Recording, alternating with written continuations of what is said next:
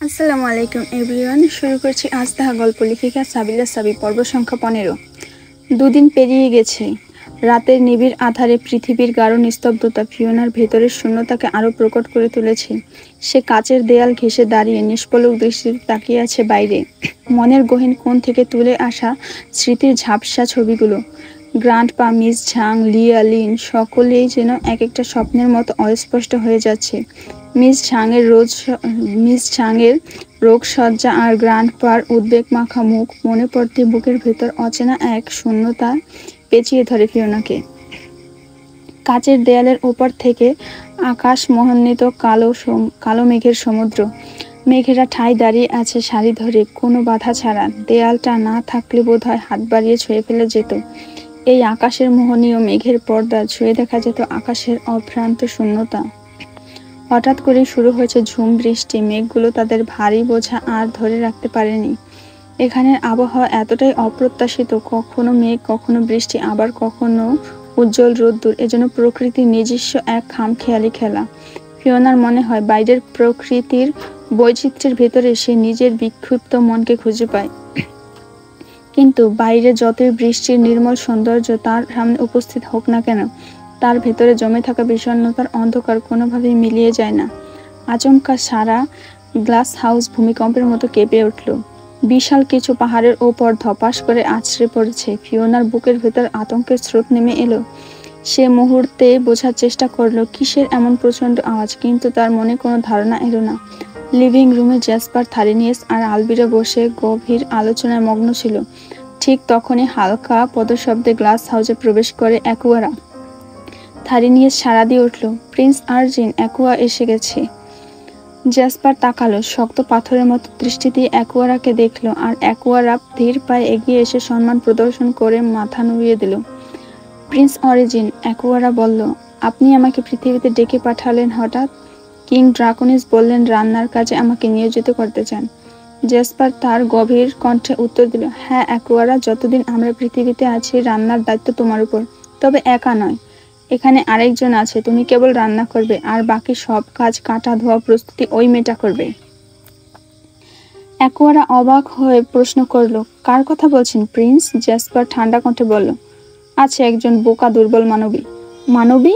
অ্যাকুয়ারা বিস্ময়ের কণ্ঠে ভুরু কুঁচকে বলল, এই হাউজে কোনো মানুষের আগমন? জ্যাসপার বিরক্ত চোখে তাকিয়ে বলল, অ্যাকুয়ারা, বেশি কথা আর বেশি প্রশ্ন আমি একদমই অপছন্দ করি। শুধু আমার আদেশ মেনে কাজ করো, বাকিটা নিয়ে চিন্তার প্রয়োজন নেই। অ্যাকুয়ারা মাথা নত করে সম্মান জানালো। প্রিন্সের প্রতিটি কথা ছিল শিলালিপির মতো অবিচল আর চূড়ান্ত। জ্যাসপার গম্ভীর চেহারায় ধীর পায়ে উঠে দাঁড়ালো। তার চোখ আলবিরার দিকে নিবদ্ধ। ঠান্ডা কণ্ঠে বলল, আলবিরা, অ্যাকুয়ারাকে ওই মেয়েটার কক্ষে নিয়ে যাও, দেখিয়ে দাও তাকে, আর ওকে জানিয়ে দাও তার কাজ কি হবে আগামীকাল থেকে। জ্যাসপারের কণ্ঠে আদেশের কঠোরতা, যা কোনো প্রশ্নের অবকাশ রাখে না, এক মুহূর্তের জন্য থেমে থাকে না। জ্যাসপার হনহন করে সরে গেল, কাঠের সিঁড়ি বেয়ে উপরের দিকে তার ব্যক্তিগত কক্ষে যাওয়ার জন্য। জ্যাসপারের প্রতিটি পদক্ষেপ স্থির, আর তার মুখের অভিব্যক্তি শীতল, নিঃশব্দে তুষার মণ্ডিত, পাহাড়ের শীর্ষের মতো নিঃসংকোচ, যেখানে অনুভূতির কোনো চিহ্ন নেই, কেবল আদেশের শক্তি বিদ্যমান। মিস্টার চেন সিং এর চোখ পিট পিট করে খুলে এলো। ধূসর আলো আভায় ধীরে ধীরে দৃষ্টি ফিরতে লাগলো। সামনে যা দেখতে পাচ্ছে তা অস্বচ্ছ, অস্পষ্ট। চেতনা ফিরে আসার সঙ্গে সঙ্গে টের পেলেন তার শরীর শক্তভাবে চেয়ারের সঙ্গে বাঁধা, পায়ের নিচে মেঝের শীতলতা হাড় পর্যন্ত ঠান্ডা করে দিচ্ছে। তিনি শরীর ঝাঁকাতে চেষ্টা করলেন, কিন্তু প্রতিটি ধাক্কায় বোঝা গেল শিকলগুলো মজবুত। তার চারপাশে লোহার বেড়ি জড়িয়ে দিয়েছে কেউ। কক্ষটি অসীম খালি। সাদা দেয়ালের চারপাশে কোনো আসবাবপত্র নেই। মনে হচ্ছে অন্তহীন শূন্যতার মধ্যে আটকে পড়েছেন। চেন সিং এর নিঃশ্বাস ভারী হয়ে এলো। তার কপালে ঘাম জমেছে, কিন্তু তিনি কোনো উপায় খুঁজে পাচ্ছেন না। শিকলগুলো এতটাই শক্ত, মনে হবে কোনো প্রাচীন কাল থেকে ওগুলো অস্তিত্বে আছে, অবিচাল, অমোচনীয়। মনের মধ্যে আচমকা সমস্ত ঘটনা ভেসে উঠল। ওয়াংলির প্রতারণা, বিশ্বাসঘাতকতা, প্রতিটি ভাবনার বিষয়ের মতো প্রবাহিত হচ্ছে তার রক্তে। হঠাৎ করে তার ধৈর্যের বাঁধ ভেঙে গেল। তিনি সশব্দে চিৎকার করে উঠলেন, ওয়াংলি, বিশ্বাসঘাতক, বেঈমান, কোথায় তুই? সামনে আয়, দেখিয়ে যা তোকে। চেন সিং এর কণ্ঠ প্রতিধ্বনিত হলো শূন্য কক্ষে। মনে হলো একা বনের মাঝে দাঁড়িয়ে চিৎকার করছে, কিন্তু উত্তর এলো না। কেবল নিঃশব্দের প্রতিধ্বনি, কক্ষের সাদা দেয়ালগুলো তার কান্নার সাক্ষী হয়ে দাঁড়িয়ে রইল। ডক্টর লিওছান ধীরে ধীরে চেনসিং এর বাড়ির দিকে এগিয়ে আসে, মনটা কিছুটা ভারাক্রান্ত। মিস্টার চেনসিং এর কাছ থেকে ফিওনার কোনো খোঁজ পেতে এসেছেন। দরজায় কড়া নাড়লেন, কিন্তু উত্তর এলো না। বাড়ি খা খা করছে, কোনো মানুষের সাড়া নেই। কিছুক্ষণ অপেক্ষা করে ল্যাবের দিকে রওনা দিল। মনের মধ্যে শঙ্কার মেঘ জমাট বাঁধছে। এতক্ষণে দেখা হয়ে গেল ওয়াংলির সাথে। ওয়াংলি বিস্ময় কণ্ঠে বললেন, এ কি লিওছান, তুমি এখানে? গ্র্যান্ডপা, লিওছান কিছুটা অস্বস্তি নিয়ে বলল, আমি এসেছিলাম মিস্টার চেনসিং এর সাথে দেখা করতে, ফিওনার কোনো খোঁজ পেয়েছেন কিনা জানতে। ওয়াংলি এক মুহূর্ত থেমে বললেন, ও হ্যাঁ, পেয়েছে। লিওছান উত্তেজিত হয়ে জিজ্ঞেস করল, সত্যি? কোথায় ফিওনা? ওয়াংলি কিছুটা স্থির কণ্ঠে বললেন, ফিওনা একটা বিশেষ কাজে তার খালার বাসায় গিয়েছে হঠাৎ করেই, গ্রিসে। মিস্টার চেনসিং ও ওখানে গিয়েছেন কালকে ফিওনাকে আনতে। লিওছান কিছুটা স্তম্ভিত হলো। ও, কিন্তু কোনো কিছু বলল না তো আমাকে। মিস্টার চেনসিং আর মিস ঝাং তো এখনো হাসপাতালে, তার কি হবে? ওয়াংলি কিছুটা নির্লিপ্তভাবে বললেন, হয়তো চেনসিং সুযোগ পায়নি তোমাকে বলার। তুমি মিস ঝাং এর চিকিৎসা চালিয়ে যাও, চেনসিং আর ফিওনা দ্রুত ফিরে আসবে। লিওছান মাথা নত করে বলল, ঠিক আছে গ্র্যান্ডপা, তবে কেন জানি মনে শান্তি আসছে না। ওয়াংলি এক হালকা হাসি দিয়ে বললেন, এটাই তো মানুষের জীবন, কিছু না কিছু বোধহয় সর্বদা আমাদের অস্থির করে রাখে। লিওছান প্রস্থান করে, কিন্তু তার অন্তরের উদ্বেগের বীজ বপন করে দিয়ে যায় এই কথোপকথন। ফিওনার জন্য মনটা এখনো আনচান করছে, মুখের কথায় শান্তি আসছে না যতক্ষণ না চোখে দেখে নিশ্চয়তা মেলে। ফিওনা তখনও নিরাবেগ ভঙ্গিতে কাঁচের দেয়ালের ঘেঁষে দাঁড়িয়ে আছে। বাইরের দৃশ্য তার চোখে যতটা স্থির মনে হয় ততটাই প্রগাঢ় নিঃসঙ্গতা। আচমকা দরজা স্লাইডিং শব্দে খুলে গেল, কিন্তু ফিওনা কোনো প্রতিক্রিয়া দেখালো না। নীরব কক্ষের মধ্যে প্রবেশ করল আলবিরা, সঙ্গে আরেকজন। আলবিরার কণ্ঠে একরকম তাচ্ছিল্যের সুরেনে বলল, এই যে মেয়ে, বাইরে কি দেখছো তো এতক্ষণ ধরে? ফিওনা ধীরে ধীরে ঘুরে দাঁড়ালো, চোখে বিস্ময়। তার সামনে দাঁড়িয়ে আছে এক অপরিচিত মেয়ে। গায়ের রং তুষারের ন্যায় শুভ্র, আর চুলের রং আকাশের মতো নীল। চোখে অতলান্ত মহাসাগরের গভীরতা। ফিওনা কিছু বলতে পারল না, বাকশক্তি হারিয়ে গেছে। আলবিরা ঠোঁট কামড়ে বিরক্তির ছাপ রেখে বলল, শোনো মেয়ে, ও হচ্ছে অ্যাকুয়ারা ড্রাগন সদস্য। ও এসেছে রান্নার জন্য। তবে মনে রেখো, রান্নার বাইরে সমস্ত কাজ তোমার দায়িত্বে। অ্যাকুয়ারা শুধুমাত্র রান্না করবে, আর যা পারো না ও সব দেখিয়ে দেবে। এখন কি বোঝা গেছে? ফিওনা জবাব দিল না, মুখে কিছু বলার শক্তি হারিয়ে গেছে কোথাও। আলবিরার চোখে বিরক্তি চেপে বসেছে, কিন্তু সে তা প্রকাশ করল না। কয়েক মুহূর্ত ফিওনার দিকে তাকিয়ে থেকে শেষে হালকা শ্বাস ফেলে বলল, ঠিক আছে অ্যাকুয়ারা, তুমি এবারে মেয়েটিকে নিয়ে রাতের খাবারের জন্য আয়োজন শুরু করো। এটা বলেই আলবিরা ঘুরে দাঁড়ালো, নীরব কক্ষ থেকে বেরিয়ে গেল। ফিওনার চোখে প্রশ্ন, মনে অস্থিরতা বেড়ে গেল। তার সামনে দাঁড়িয়ে থাকে অ্যাকুয়ারা, এই অজানা জীবনের নতুন অধ্যায়ের আরেকটি উপখ্যান। অ্যাকুয়ারা নিঃশব্দে ফিওনার সামনে এসে দাঁড়ায়, তার মুখে অমায়িক হাসির আভাস। হাই, আমি অ্যাকুয়ারা, আকাশী ড্রাগন সদস্য। তোমার নাম কি? তার কণ্ঠে এক ধরনের অদ্ভুত মাধুর্য ফুটে উঠল। ফিওনা কিছুটা ইতস্তত করে বলল, আমার নাম অ্যালিসন ফিওনা। অ্যাকুয়ারা ঠোঁটের কোণে হাসি উকিয়ে দেয়। বাহ, তোমার নামটা তোমার মতোই সৌন্দর্যে ভরা। ফিওনা অবাক হয়ে যায়, এই প্রথমবার যখন কোনো ড্রাগন তার সঙ্গে এতটা কোমল আর স্নিগ্ধ ভাষায় কথা বলছে। একটু দ্বিধাগ্রস্ত কণ্ঠে সে প্রশ্ন করে, তুমি কি সত্যি ড্রাগন? অ্যাকুয়ারা ঠোঁটের উপর আঙুল রেখে বলল, তোমার কি সন্দেহ আছে? না, কিন্তু এখানে আসার পর থেকে এতগুলো ড্রাগন দেখছি, কেউ তো এত মিষ্টি করে কথা বলে না। অ্যাকুয়ারার চোখের তারায় এক প্রকার গভীর রহস্য জ্বলে ওঠে। সে ধীর কণ্ঠে উত্তর দেয়, আসলে আমি অন্যদের চেয়ে ভিন্ন। আমাদের কয়েকজন ড্রাগনের মধ্যে মানুষের মতো আবেগ অনুভূতির ফাংশনটা অনেক বেশি সক্রিয়। এটাই আমাকে আলাদা করে তুলেছে। ফিওনার মনে একটু প্রশান্তির ঢেউ খেলে যায়। অবশেষে কারোর সঙ্গে কথা বলে শান্তি পাওয়ার মতো কাউকে পেয়েছে। সে মনে মনে চিন্তা করে, এই শীতল নিঃসঙ্গ পরিবেশে এমন কারো উপস্থিতি সত্যি স্বস্তি এনে দিল। অ্যাকুয়ারার কথার মধ্যে ছিল এক প্রকার কোমল অভিজ্ঞান, যা তাকে অন্য সব ড্রাগনদের থেকে আলাদা করে তুলেছে। অ্যাকুয়ারা ফিওনার দিকে একটু মৃদু হেসে বলল, শোনো ফিওনা, আমার নামটা বেশ দীর্ঘ আর কঠিন, তাই না? তুমি আমাকে সংক্ষেপে অ্যাকু বলে ডাকো, আর আমি তোমাকে ফিও বলে ডাকবো, কেমন? ফিওনা মাথা নেড়ে সম্মতি জানায়, ঠিক আছে অ্যাকু। একেবারে তার কি চিরচেনা অমায়িক হাসিটি আরো প্রশস্তিত করে তোলে। আচ্ছা তাহলে চলো রাতের খাবারের আয়োজন করি, তারপর রাতে তোমার সঙ্গে একটু আড্ডা দেওয়া যাবে। ফিওনা কোনো কথা না বাড়িয়ে অ্যাকুয়ারার পিছু পিছু হাঁটতে থাকে। অ্যাকুয়ারা যে অন্য ড্রাগনদের মতো নির্ভীক আর তীক্ষ্ণ হলেও তার ব্যবহারে এক ধরনের মনোহর স্নিগ্ধতা লুকিয়ে আছে, যা ফিওনাকে অল্প সময়ে টানতে সক্ষম হয়েছে। দুজনে একসঙ্গে নিচে কিচেনের দিকে ধীর পদক্ষেপে এগিয়ে যায়। এই পর্যটন পর্বতের শীর্ষে গ্লাস হাউসের শীতল নিস্তব্ধতার ভেতরেই তাদের পায়ের নিচে কঠোর মেঝেতে প্রতিটি পদক্ষেপ এক ধরনের সঙ্গীত হয়ে প্রতিধ্বনিত হচ্ছিল। রাতের নীরবতা ভেদ করে রান্নাঘরে প্রবেশ করা মাত্রই কক্ষটি কিছুটা উষ্ণতা লাভ করে। ফিওনার মনেও ধীরে ধীরে এক প্রকার স্বস্তির বাতাস বইতে শুরু করে।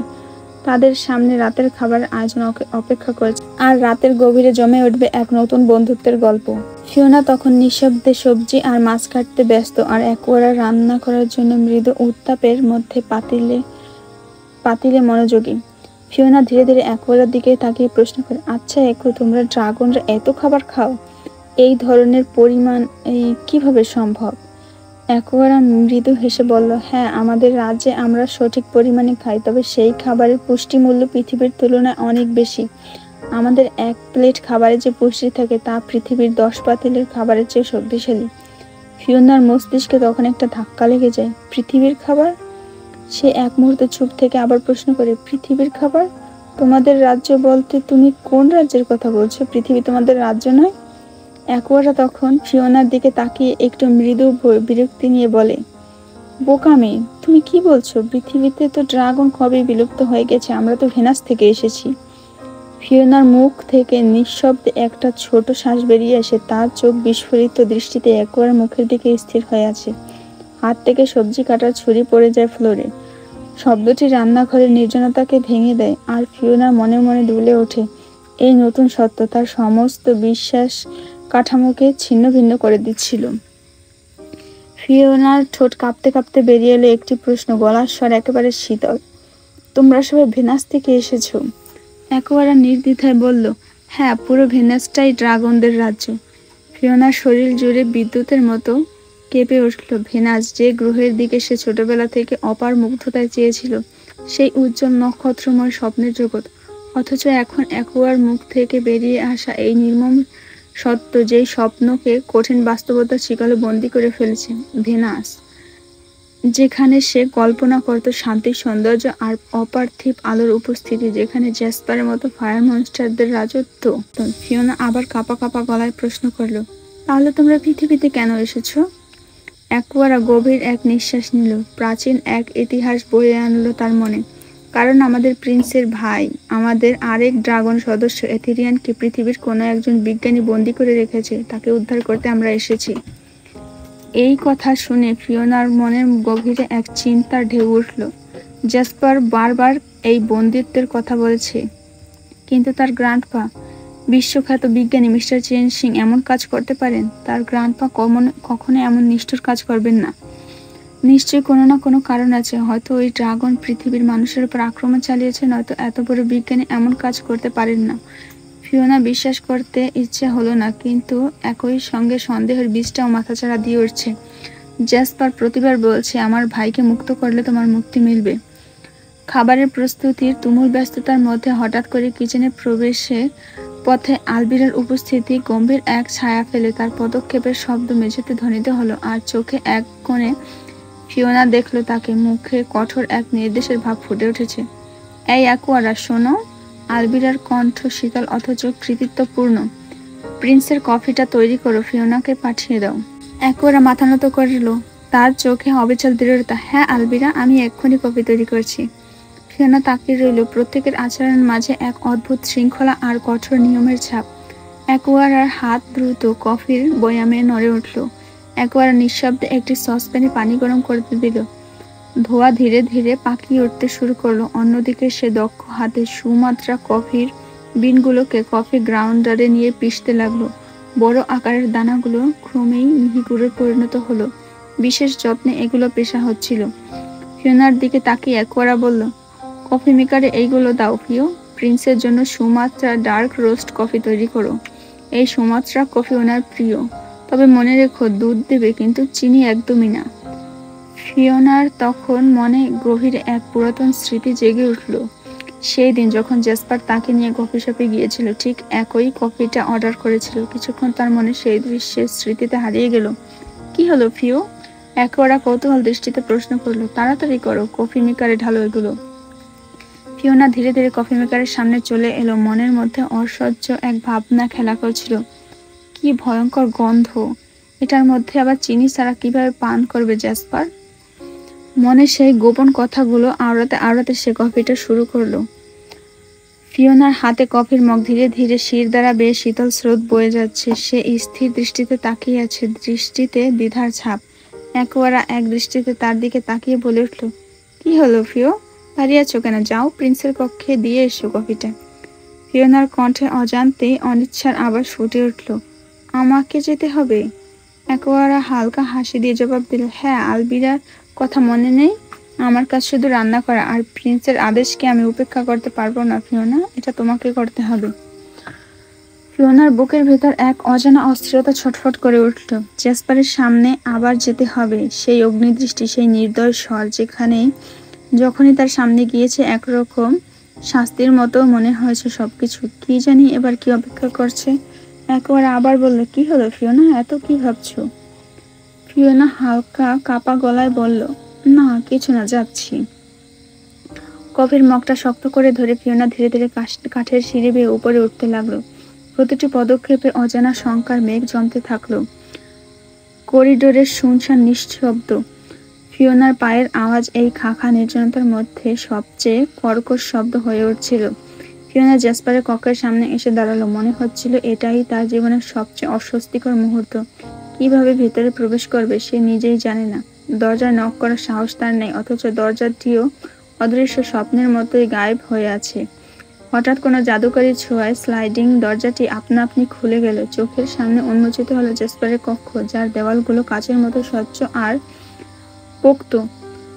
অন্য পক্ষে জেসপার দাঁড়িয়ে ছিল কাচের দেওয়ালের সামনে উল্টো ঘুরে। যখন ফিওনা কক্ষের সামনে পৌঁছলো, ঠিক তখনই তার উপস্থিতির সংকেত এলো জেসপারের কাছে। ভেতর থেকে জেসপার ফিওনার দিকে দেখে নিল। এই কক্ষের ভেতর থেকে বাইরের দৃশ্য সবসময় পরিষ্কার।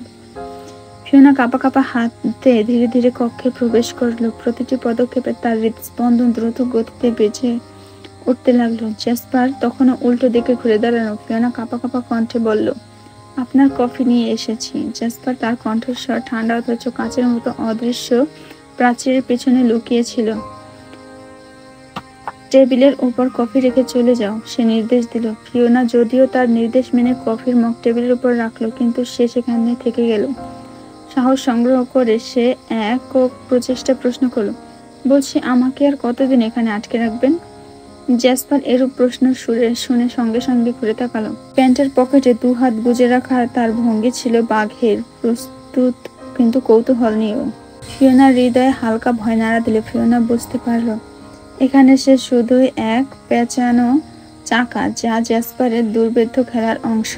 কফির তীব্র গন্ধের মাঝে তার চোখের দিকে তাকিয়ে থাকা ওই আগুনের মনস্টারের সম্মুখীন হতে ফিওনার মনে নানা প্রশ্নের কুয়াশা ছিল, কিন্তু সেই ভয়ানক অনুভূতির মধ্যে সে আশাও খুঁজছিল একটি সম্ভাবনা, যা হয়তো তাকে মুক্তির দিকে নিয়ে যাবে।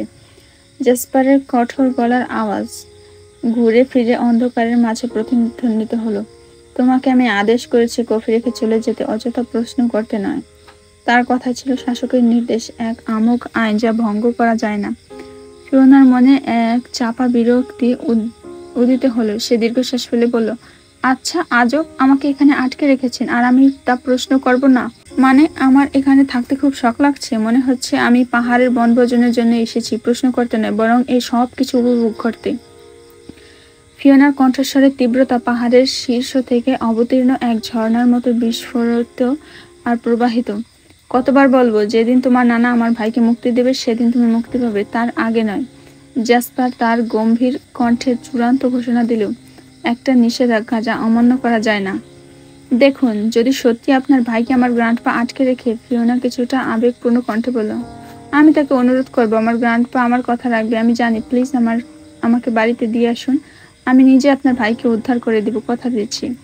জেসপার তার কথায় বিদ্রুপ হাসি ফুটিয়ে তুলল। ফিওনার কথাগুলো তার কাছে শুধুই বাচ্চাদের কল্পনার মনে হলো। জ্যাসপার এক পা দুপা করে ধীরে ধীরে ফিওনার দিকে এগিয়ে আসতে লাগলো। তার প্রত্যেক পদক্ষেপ অন্ধকারে গহ্বরে এক নতুন আতঙ্কের জন্ম দিচ্ছিল। ফিওনার হৃদয়ের ধুকপুকানি বাড়তে লাগলো। ভয়ের অনুভূতি তাকে গ্রাস করছিল। ফিওনা সামনে তালে তালে দু এক পা করে পিছিয়ে যেতে লাগলো। এক পর্যায়ে কাঁচের দেয়ালে এসে ঠেকে গেল। তার পিঠের সাথে দেয়ালটি এক শীতল ও শ্বাসরুদ্ধকর বন্ধন তৈরি করেছিল। এই মুহূর্তে সে বুঝতে পারল এই পরিস্থিতি থেকে বেরিয়ে আসা তার জন্য কতটা কঠিন।